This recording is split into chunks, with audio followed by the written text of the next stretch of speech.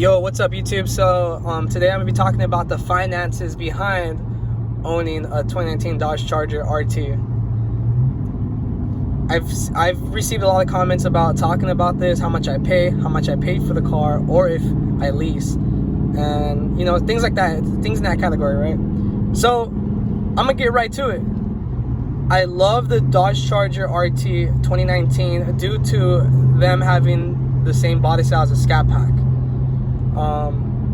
I just love this body style. I really do. I don't like the 2018, 2017, 2015, whatever. I don't like those. I hate that body style. I hate the RT body styles in the years before this. But now they have the Scat Pack body styles. So I'm able to get the car that I want for $10,000 cheaper. So the numbers. I wanted to get a 2019 for a really good price, which people might think is like, oh, lowballing it, but it really isn't, because you can find this price anywhere. It's just the fact of the dealership trying to, you know, run their game, run their money, right? So I got pre-approved through my my military bank. So I'm in military. I'm in the reserves now. So I got pre-approved through Navy Fed for a certain amount. And I was definitely not going to go to that fucking certain amount. Excuse my language. But my limit was $25,000. Out the door, taxes included, blah, blah, blah. Right? Because say you buy a vehicle for $20,000, you're still going to have to pay at least $3,000, if not a little more. You're going to pay a few thousand just on tax, especially in California. I'm in California, so the taxes are insane here, especially when you're buying a vehicle. You see it. So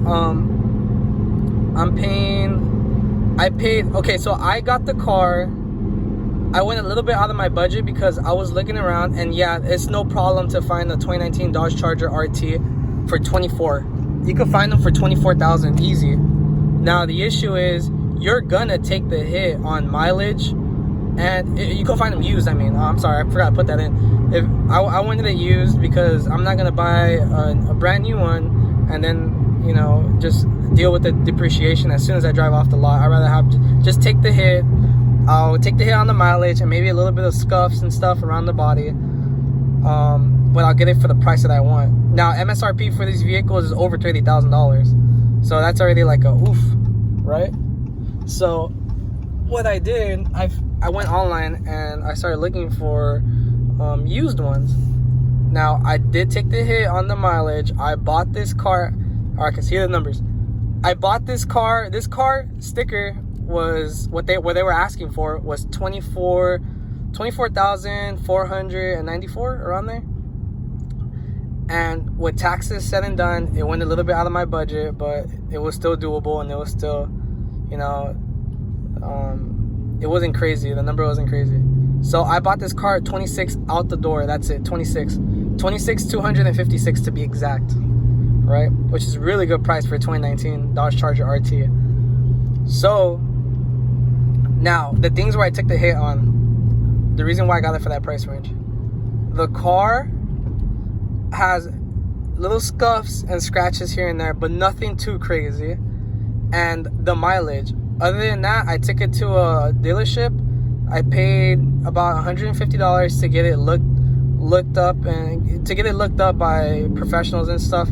I watched them do it too, so don't let them try to trick you. But they checked the computer, make sure there was no codes that were trying to be hidden or something. They checked the engine, they checked the tires. Tires were still good. It still had like 80%. And suspension, they checked everything, right? So another thing too, how I'm paying monthly for this car, I'm paying $411. It's pretty affordable. If you were to get a Scat Pack, you're looking at like $600, maybe $550, or it depends on your credit score. Now another thing, leasing is a great option. If you guys know you guys don't drive much, go for a lease. Don't put that debt on your credit. Like, go get a lease. I was actually looking into leasing first.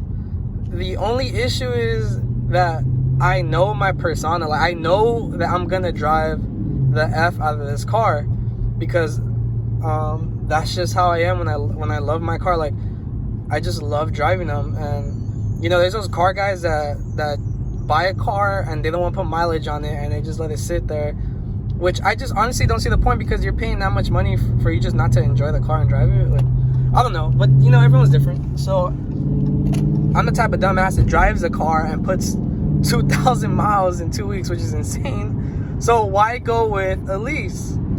Now, I was about to go into a lease, but the only reason why I didn't do it is because, like I said, I'm in the military as well. So when I go to drill and stuff, that's a few hundred miles. And then when I have to leave, like for work and stuff, that's 70 miles. Like right now I'm driving to work, so that's 70 miles together though, back and forth, but it's still 70 miles a day. It's just a lot of mileage that I can't do a lease, because I already know I'm gonna surpass those 10,000 or 12,000 miles they're gonna give me easily within 6 months.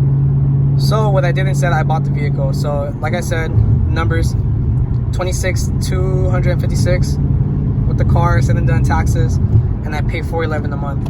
I got pre-approved through my through Navy Federal, a military bank, for it was over 30,000 for 3% APR, which isn't bad, but I'm definitely gonna get lower than that. But it's at 3%.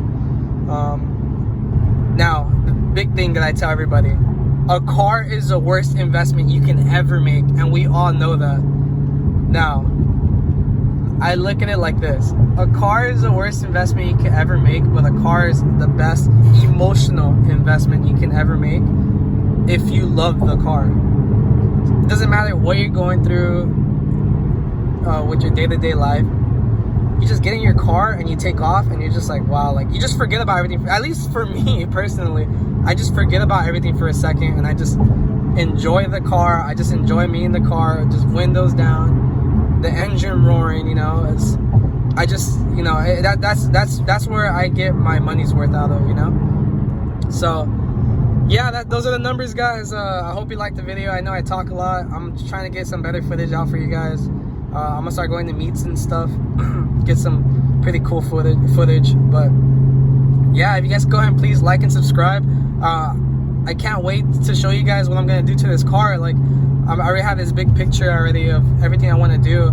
But I don't want to do too much either, because we all know if you're gonna just start putting crazy shit on your car, you just went for a Hellcat, you know. You don't want to do forced induction on a 5.7 if you don't really know what you're doing. These cars are meant to be naturally aspirated, so I just don't want to. I don't want to mess with anything. But thanks, guys, for watching the video. Like I said, like and subscribe, and I have great content coming, and I can't wait for you guys to watch everything. Thank you.